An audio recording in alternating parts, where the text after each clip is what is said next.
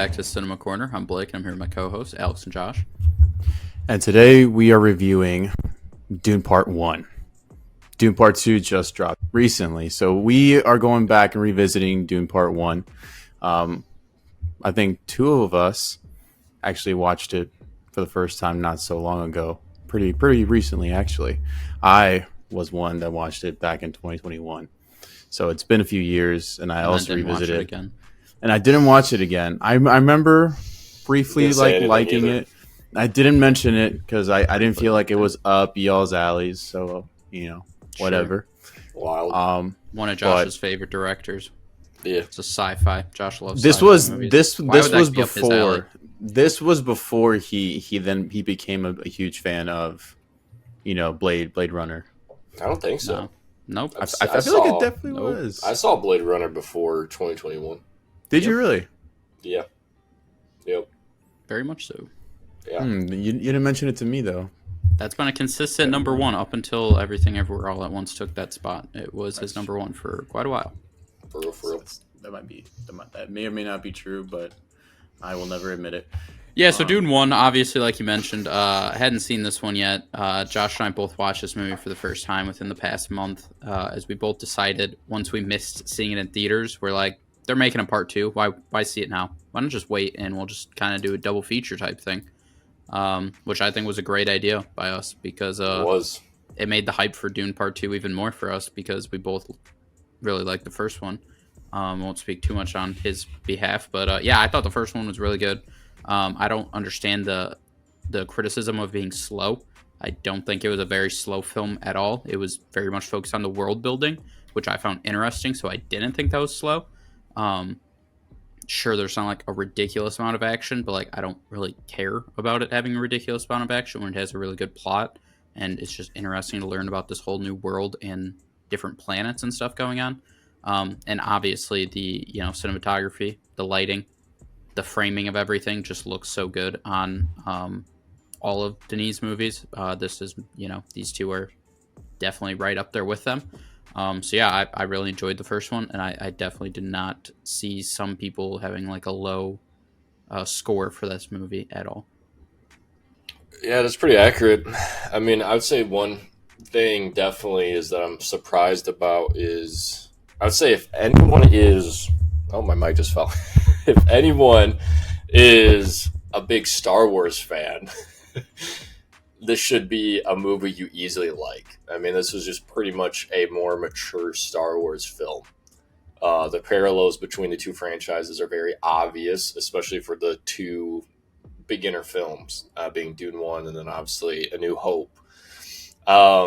So yeah, I think it was surprising because I know there's at least a few people that I know are Star Wars fans that have seen Dune 1 and they're like, oh, it's not that interesting. It's boring and too long, as well as goes too much into kind of the details of the world building. I'm like, bitch, that's like the whole fucking prequel trilogy for Star Wars is all just lore, planet building. I mean, my God, you have Senate hearings. So if you enjoy that and you don't like Dune 1, that's a little shocking. That just feels weird.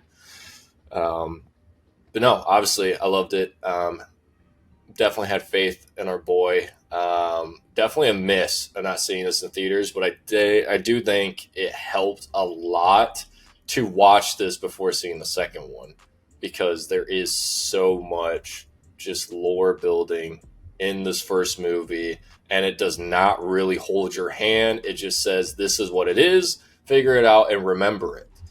And it does a good job with that, too, of the fact that it's not too hard to remember the houses. It kind of obviously does a well job of not making references without just name dropping. So you're not completely lost if you weren't paying attention the entire time. But you do have to pay a good amount of attention to really enjoy this film. Yeah. And I say once you do, for me, I didn't really retain a lot of it after the first watch. Of course, I mean, these guys said, I didn't even mention it.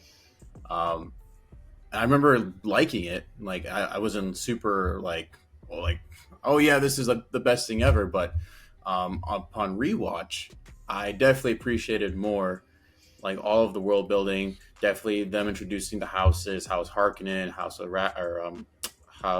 Atreides, basically the two main houses, and then of course you got like the emperor in the background, which obviously comes more into fruition in part two. And I just love that everything takes place basically. Everything kicks off once they get onto Arrakis, and then pretty much the movie just goes on a ride from there. I was one of those people that kind of felt that at certain points in the movie, it does feel like it did kind of drag on a bit. But for me, it wasn't like, oh, it's like super slow and everything like that. No, it was just like certain moments where I feel like you could have just trimmed it a tiny bit, kind of got from one place to another a little bit quicker. I feel like that would have just made my score a little bit higher. Plus, we got introduced to a bunch of pretty dope characters with some gnarly names, like Duncan, Idaho. Like, dude, kind of nuts. My swag. It's kind of crazy. Nuts.